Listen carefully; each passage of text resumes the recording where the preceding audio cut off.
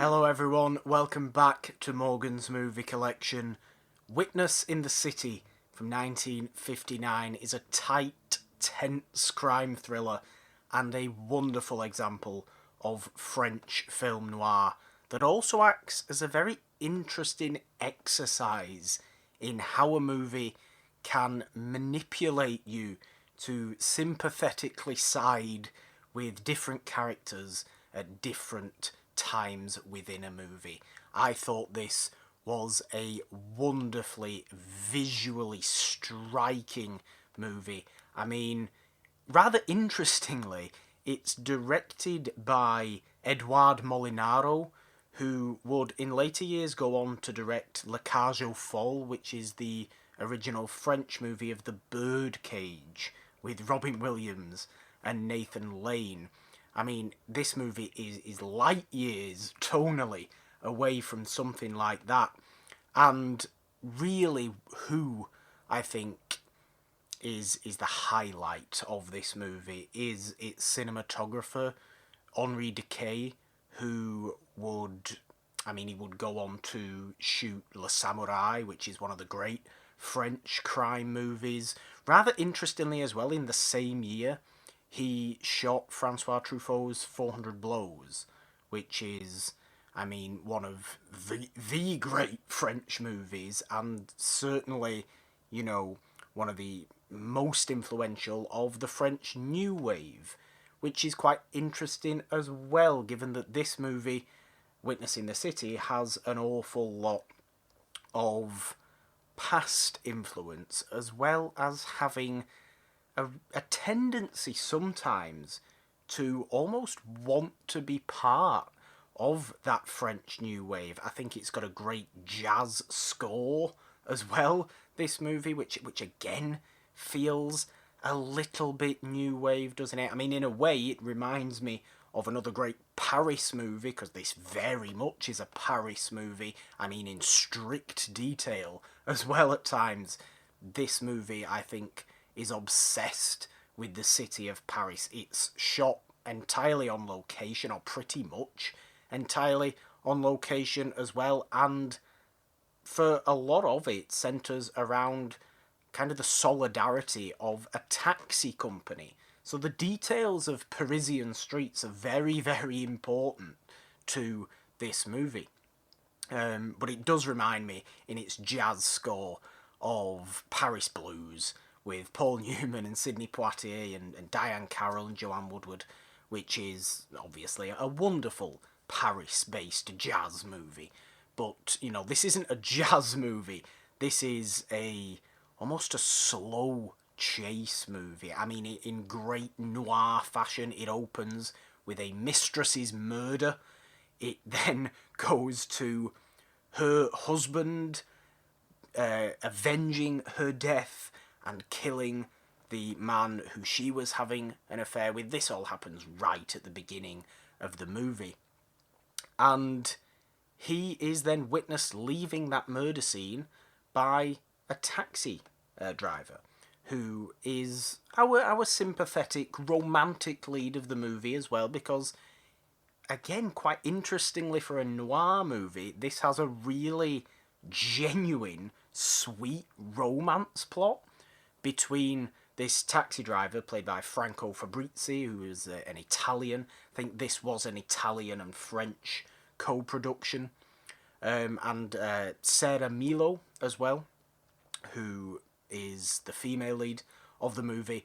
But our central figure is played by Lino Ventura, who I'm led to believe, I had never seen him in a movie before. I'm not unfamiliar with French movies from a vast array of eras, but perhaps this is a great start into maybe seeing more of his movies, because I found him a very, very interesting presence, an intense presence, but with these kind of sleepy, intense eyes. He's doing an awful lot of glaring in this movie, and not much speaking, which I think is a great thing about it. It really is a phenomenally visual movie, and isn't that really what film noir is all about?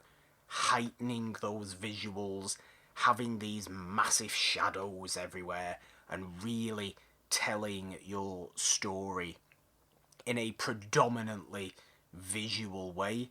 I mean, look at where noir was influenced by. Predominantly, it's German and European silent cinema, which is incredibly visual, has to be, but is even more notably visual and expressionist than its American silent counterpart. But this movie, I enjoyed the slow build of tension that you get, because the vast majority of it is focused on Lino Ventura trying to track down Franco Fabrizi's taxi driver in order to get rid of him as a witness to the murder he commits at the beginning of the movie. And it paints a really interesting picture that you don't want this to happen. You are this is what I was talking about at the beginning, in how this movie manipulates you to side with different characters at different times, because you open very much siding with Lino Ventura. You understand why he wants to avenge his wife's death, of course you do. But the rest of the movie, he's then just very single-minded, very focused, and nothing stands in his way to kind of get rid of Franco Fabrizi's Lambert. He plays in this movie a character called Lambert. When he eventually does catch up to him as well, you see this very interesting solidarity between the taxi drivers of this movie. The radio taxi, which plays a massive role. They band together to then track Lino Ventura down and avenge something that happens to Lambert. It's also not afraid, and I love this as well. It's very similar to the movie I was talking about last week, which is also from Radiance's World Noir Volume 1 box set. Great box set so far, I must say. Which was I Am Waiting, the Japanese movie from 1957. Go and check out me talking about that from last week if you haven't already. But it's not afraid to actually show at times some really unpleasant violence, and not graphic to a gory degree, but actually just having a bit of blood on these characters makes so much difference when you are used to American noir that is bloodless for an awful lot of it, until it might get slightly later on. I suppose it becomes a little bit nastier, but I appreciated that aspect of this movie so much as well. But really, it is all about the visuals. Witness in the City, and just wonderfully so. Again, I can't speak highly enough of this movie. It's an area of French movies, the noir crime, that I'm not overly familiar with, even though I do always tend to enjoy getting into any era of French movie. I always find them very, very interesting. And I think this is a great start into maybe this world of smaller noir, smaller little crime movies that I can't help now being completely interested in. A wonderful starting point, almost, for me in this world. As I said, you can find this movie from Radiance Films on Blu-ray as part of its World Noir Volume 1 set.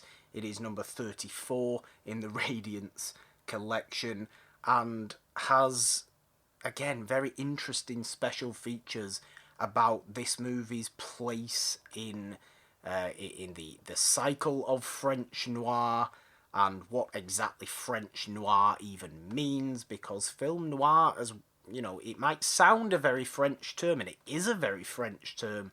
It was coined originally by French critics, but noir is fundamentally an American genre, yet the French know how to do it if they do it like Witness in the City.